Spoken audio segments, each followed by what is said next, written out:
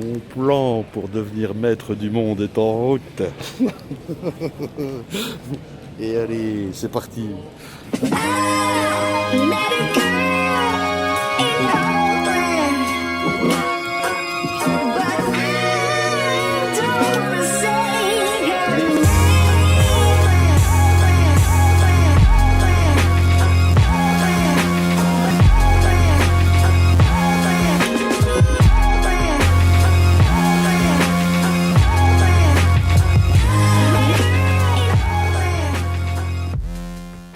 Bon, j'attaque une vidéo, il est dimanche, j'ai rien filmé, comme d'hab, on a bu des coups, j'ai mal à la gorge. Mais voilà, c'est ça les salons d'apiculture, on voit plein de gens, on discute.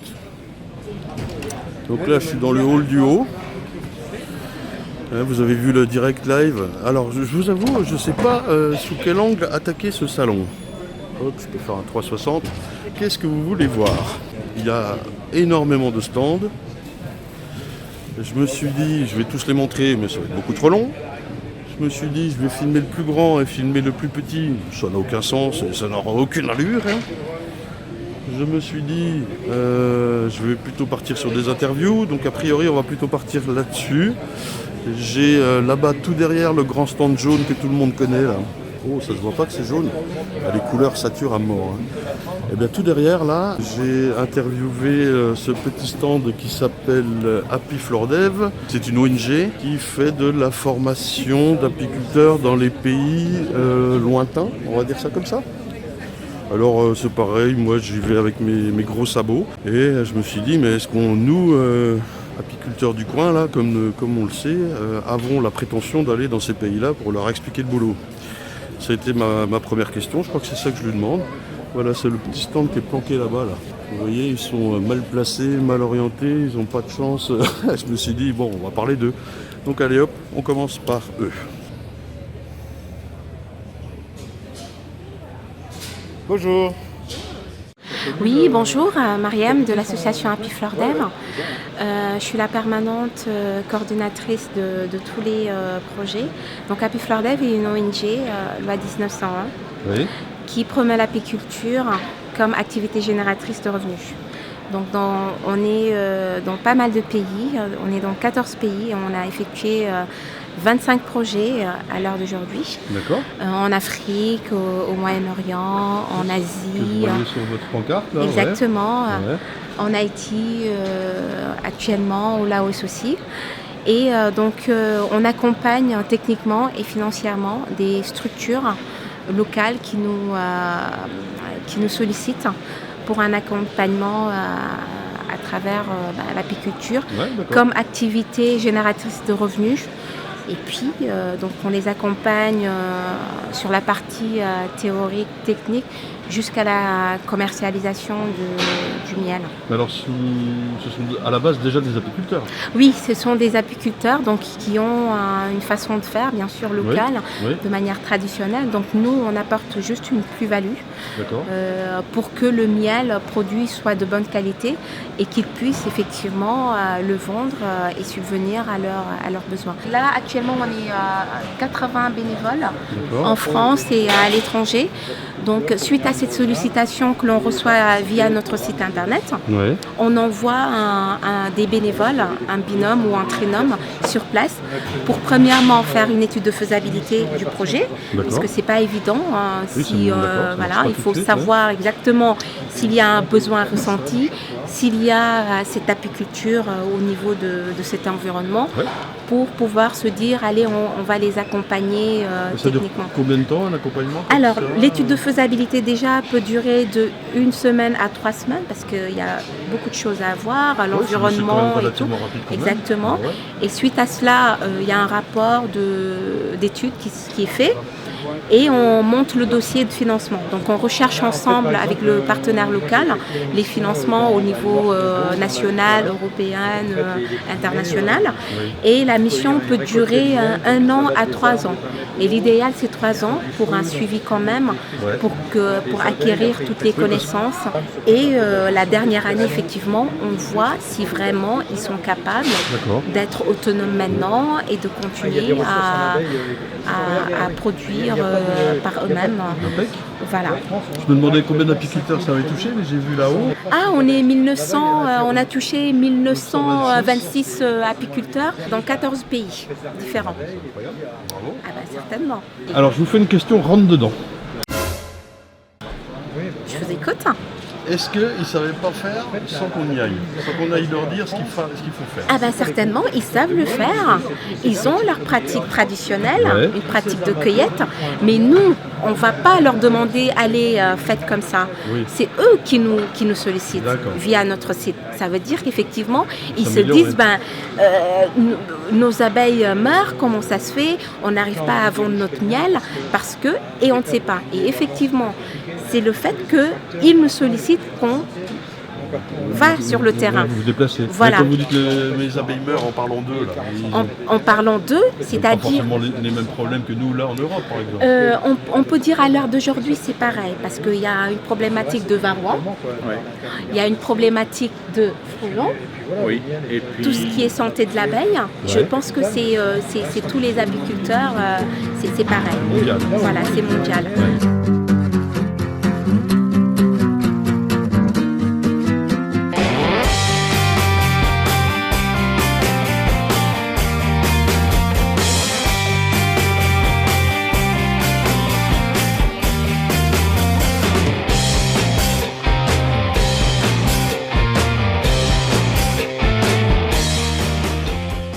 Allez hop les gens, on continue avec la découverte d'un petit stand. Moi je le connais pas, mais on va découvrir tout ça avec Xavier, c'est parti. C'est une ruche pédagogique. Voilà. Une ruche pédagogique. Pas de vraies abeilles à l'intérieur, mais beaucoup de contenu vidéo qu'on a pris sur nos ruchers, on est nous-mêmes apiculteurs. Ok, alors j'ai le reflet de la vitre. Alors, toi de ce côté-là. Ah oui d'accord, il y a le… Ah c'est putain, d'accord. Ça t'embête que baisser un peu. Oui, baisse un petit peu, c'est pour bien qu'on t'entende toi. Donc en fait, un fonctionnement très simple, un code couleur et des boutons tactiles. Et puis on va permettre.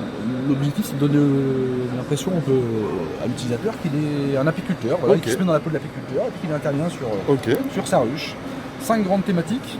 L'abeille, le matériel de l'apiculteur, son métier, les produits de la ruche et puis un petit sujet sur la biodiversité.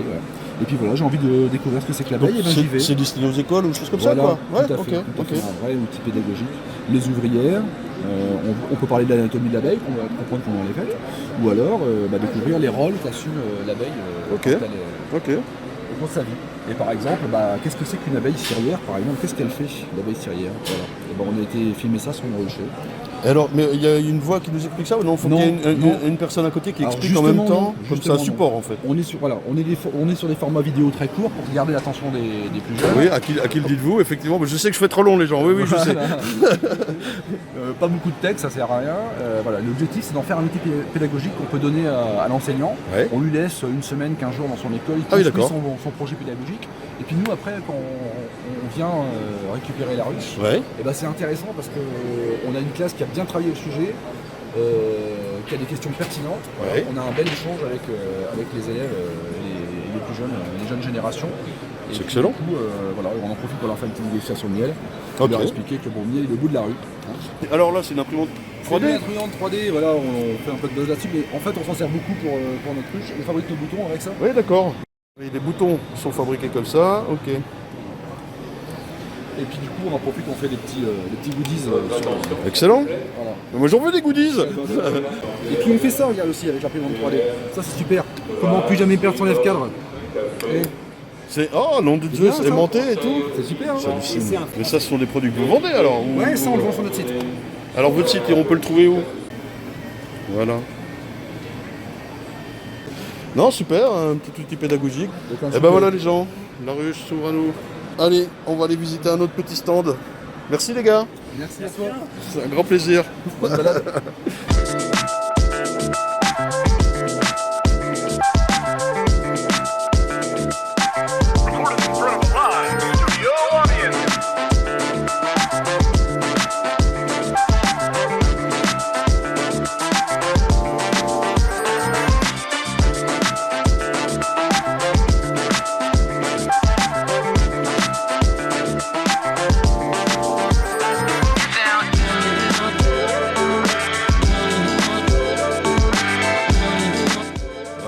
on continue sur la petite recherche de stand, et puis là, tout de suite, juste à côté, à Pinov, je connais pas. Un petit stand, alors je sais même pas ce que c'est, centre d'études et de formation apicole. C'est bien ça. Avec quel prénom? Benjamin qui va nous expliquer tout ça. C'est parti? C'est parti. Allez. À Pinov, nous on est un centre d'études et de formation. Ouais. Notre travail surtout c'est de faire de la sélection génétique pour les apiculteurs. On va sélectionner des abeilles parfaitement adaptées à l'environnement, donc qu'on ne nourrit pas et qui sont résistantes au varroa. On travaille sur tout le processus. Des sélections VSH, d'accord? Exactement. Avec les reines qui sont inséminées avec un seul mâle par exemple pour avoir des abeilles très résistantes au varroa, très tolérantes. On est sur de la buck. On est sur de la buckfast, mais pas forcément. Pas forcément. On a aussi les conservateurs d'abeilles noires avec lesquels on a travaillé. D'accord. Toutes les races d'abeilles. Donc d'accord. Je ne suis pas fondamentaliste. On peut travailler avec n'importe quoi. Très Par intéressant. contre, l'idée c'est d'avoir des abeilles qui font du miel et si possible résistantes au varroa. Oui. Ces abeilles-là, après, le travail c'est de les diffuser, qu'elles ne soient pas que des abeilles de labo. Oui. Et donc avec des collaborations comme avec Florent Vacher, des apiculteurs associés. Oui.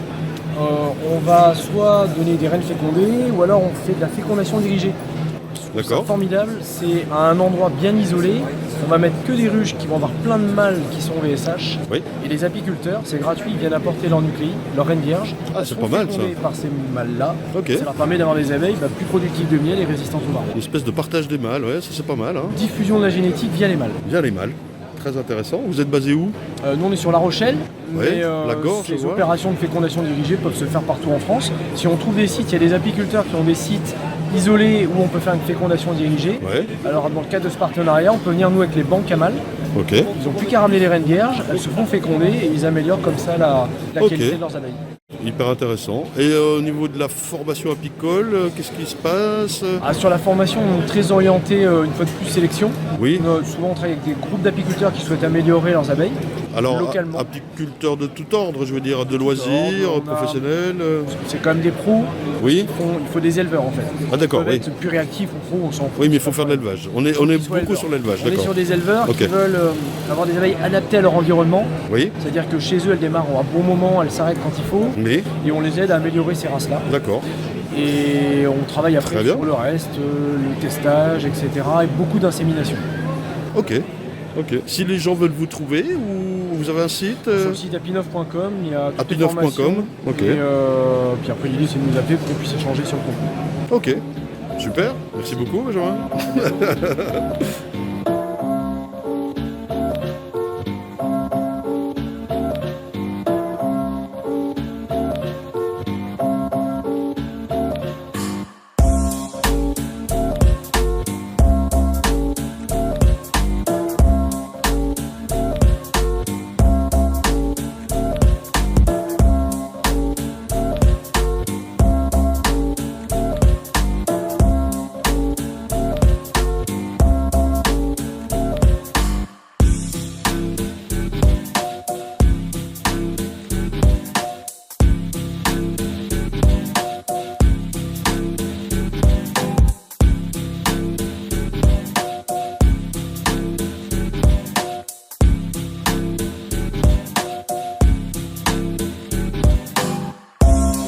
Allez, on continue un peu la promenade. Alors c'est sûr qu'il y a plein de choses à voir, du matériel et tout ça.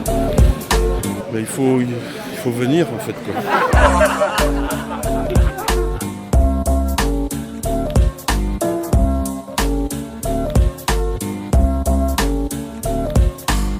Qu'est-ce qu'on a par ici par exemple? Bonjour. Est-ce qu'il y a quelqu'un qui veut m'expliquer ce que c'est que votre stand? Allez, alors quels sont vos prénoms? Vivien. Vivien. Et toi? Maxime. Maxime. Et toi? Neil. Comment? Neil. Neil. C'est rare ça, nickel. Tout à fait. Alors, quel est ce beau stand? Dites-moi, vous faites quoi? Alors, on est là pour, on est invité par le SNA, on est là pour promouvoir une nouvelle formation, Oui. un nouvel institut, l'ISEAP, donc l'Institut supérieur. De l'entrepreneuriat apicole, d'accord. Alors vas-y, apicole. Ouais. Ben, en fait, c'est pour faut rentrer donc avec Bac+2. D'accord. Et ça donne droit donc à un niveau donc Bac+3 bachelor. Et c'est pour promouvoir l'apiculture, le métier de l'apiculture et tout ce qui entoure le monde de l'apiculture dans toutes ses bases. Et ça passe donc par la gestion, la comptabilité, par des intervenants professionnels type inséminateurs, vétérinaires. On a des spécialistes sur le terrain. Et on a surtout un énorme rucher qui va nous permettre de suivre des colonies et d'apprendre sur le terrain en immersion totale. D'accord. Voilà. Donc il y a l'Observatoire français d'apidologie, c'est l'observatoire qui détient 1 millier de ruches pour tous les tests au cours des saisons. Et il y a les 4 programmes de recherche sur la pathologie, la génétique, le repeuplement des abeilles et la formation spécialisée en apidologie. Okay. L'apidologie, c'est l'étude du comportement des abeilles. Ok, voilà. Oui, tout à fait. Donc on est, nous, en formation de mars à juillet et on est en immersion totale 5 jours par semaine sur les abeilles. Dans quel coin de la France vous êtes? Dans le sud, dans le Var, 83. Et si les gens veulent vous trouver, ils vont sur isea.fr ou au Fapidologie. Voilà, il y a le site là où je le vois aussi marqué là. C'est ça. Et derrière... Ah oui, il y a le panneau là, j'avais pas fait gaffe. Alors c'est quoi le défleur pour les abeilles là?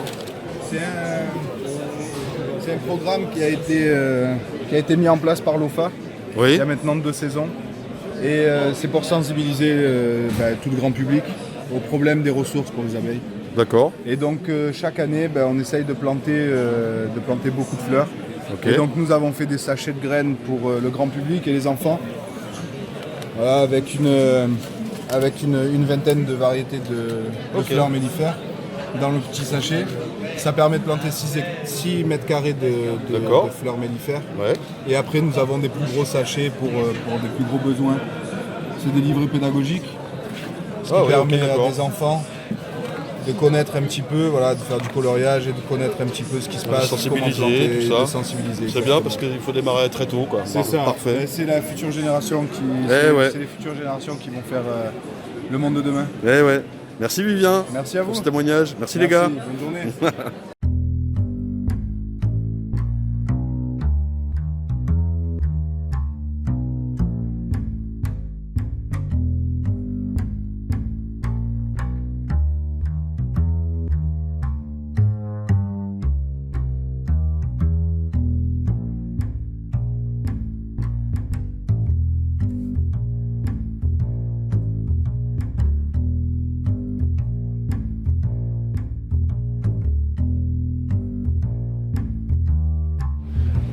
Allez, voilà, on navigue de stand en stand. On va voir maintenant, je sais même plus dans quel ordre c'est filmé. On enchaîne un petit peu les stands, un petit peu pris au hasard, m'en voulez pas. Oui, on voudrait tous voir le stand de scie, le fabricant de matériel, la ruche miracle et tout. Je peux pas tout filmer les gens, hein, je le répète. Donc c'était un superbe salon. Je dis c'était parce que là on est dimanche fin de journée. À force, ça va se vider. Et puis si je voulais rajouter un point important sur le frelon. Beaucoup d'entre vous souhaitent ou veulent un épisode ou des éclaircissements sur cette malédiction. Je réfléchis à vous faire une vidéo, mais je m'aperçois que c'est un peu un panier de crabes, quoi. Hein. Chacun voudrait une solution, chacun y va de sa petite solution.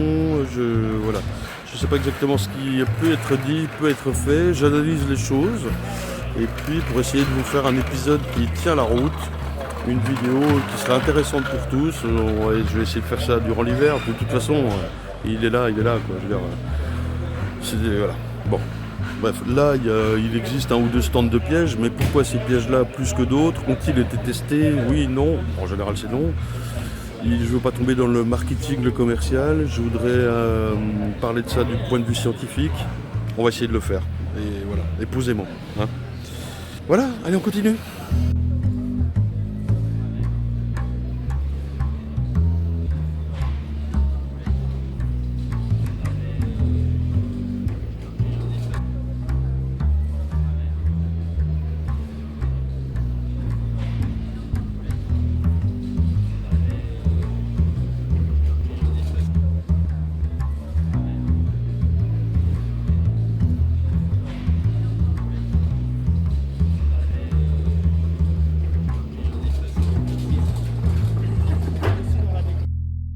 Oui les gens, hop, là je suis avec Bertrand, je vous le présente. Bonjour. Peut-être que vous avez vu son matériel, la belle abeille.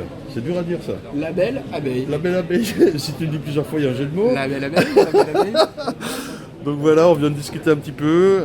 Vous avez certainement vu son petit matériel. La ruche connectée. La ruche connectée, vous savez, que c'est avec un système qui nous permet d'avoir plusieurs données de poids, de pression atmosphérique, de température, de luminosité.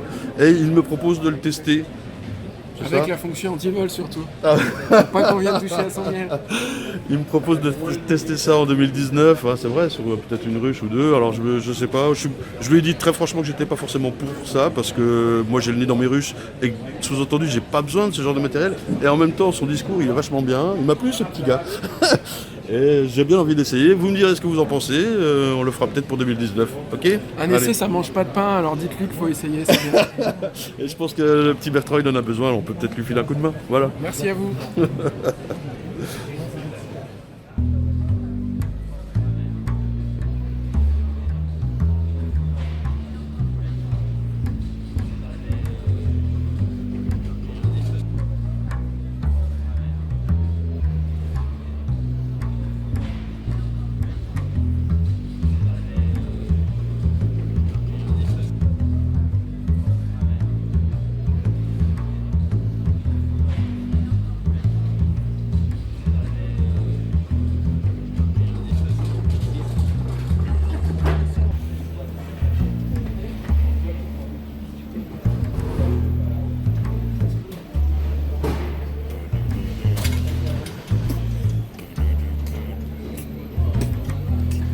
Je sais même pas si elle tient dans ma mielerie celle-là. En tout cas, elle tient pas dans mon compte en banque.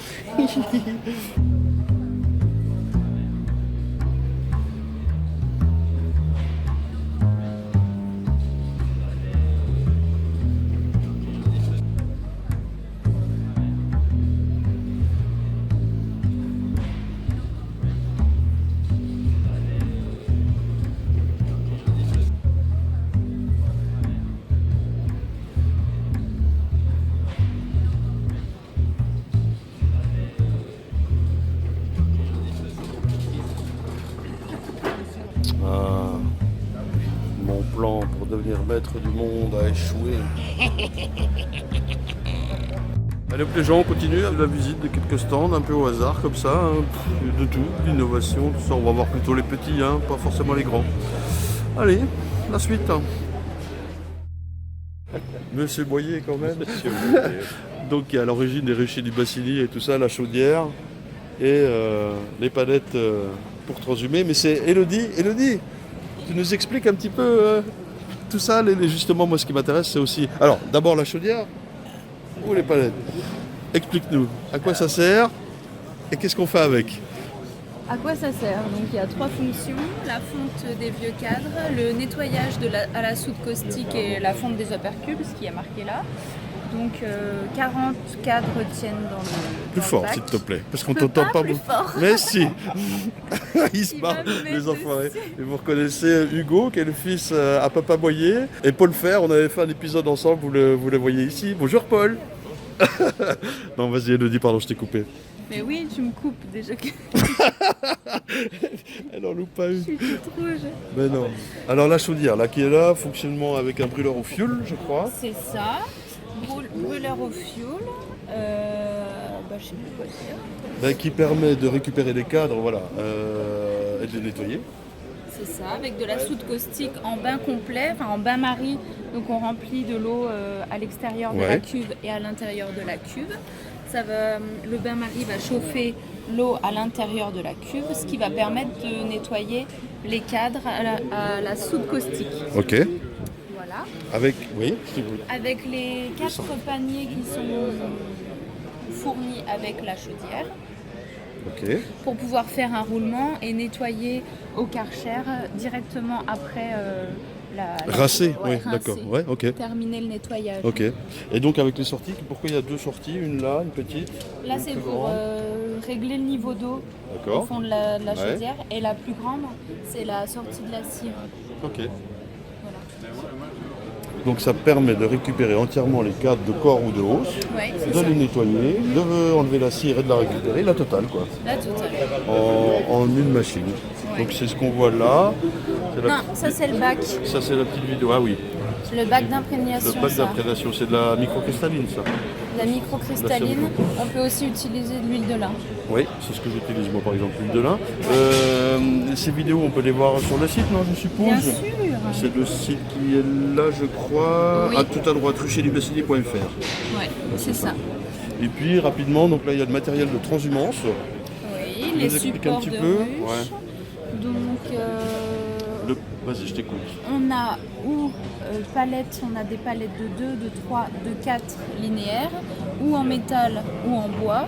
Ouais. Et on les a aussi en carré, Ouais. ou en métal ou en bois. C'est un support de ruche qui s'adapte à tous les terrains. Ouais. Et donc avec le système des pieds rétractables. Voilà, lors du chargement, En un coup pour de la main. transhumance. Voilà, c'est toujours le petit problème quand on est tout seul et qu'on lève les ruches. Et, C'est ça, ouais. tiens, bah, justement, le voilà là, et les pieds viennent d'être dépliés, ce qui permet de poser les ruches en 2-2 quoi. Ok, impec. On a aussi la palette de ruches pour 6 ruches qui est pliable. Ah oui. Donc c'est plutôt pour les personnes qui transhument manuellement et qui ont un petit véhicule, donc c'est pliable et facilement D'accord, ça c'est un transportable. matériel que je connais pas. Ouais. Celle-ci. Ah oui, d'accord. Pour 6 ruches, elle est pliable en milieu, d'accord. Ouais, c'est ça. Ok. Super intéressant tout ce matériel. Merci beaucoup de nous avoir expliqué ça. Oui, c'est Thierry, donc c'est le beau papa C'est mon beau papa. qui est juste derrière là et qui a fait tout ça. C'est ça. Et toute la famille. Merci. Merci à toi. Je te laisse, merci. Et le bac d'imprégnation dont on a parlé. Et la potence pour la miellerie. Donc c'est sûr que c'est du matériel. Tu fais la démo? C'est sûr que c'est du matériel conçu par un apiculteur. Et c'est éprouvé quoi.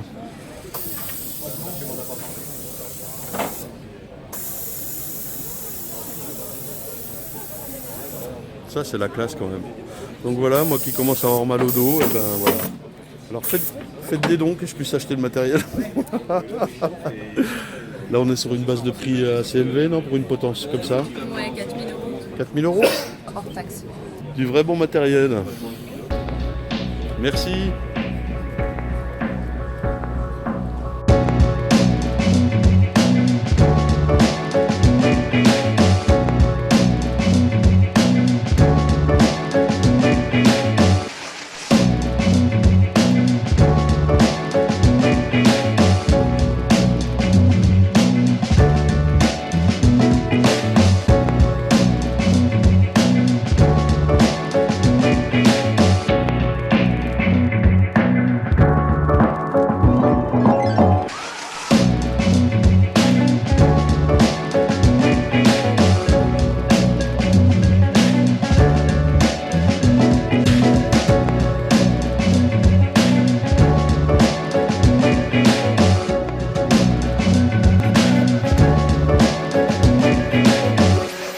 Voilà les gens, on a fait le tour à peu près du salon, c'était intéressant, enfin il y a tellement de choses à montrer, regardez, encore plein de stands partout.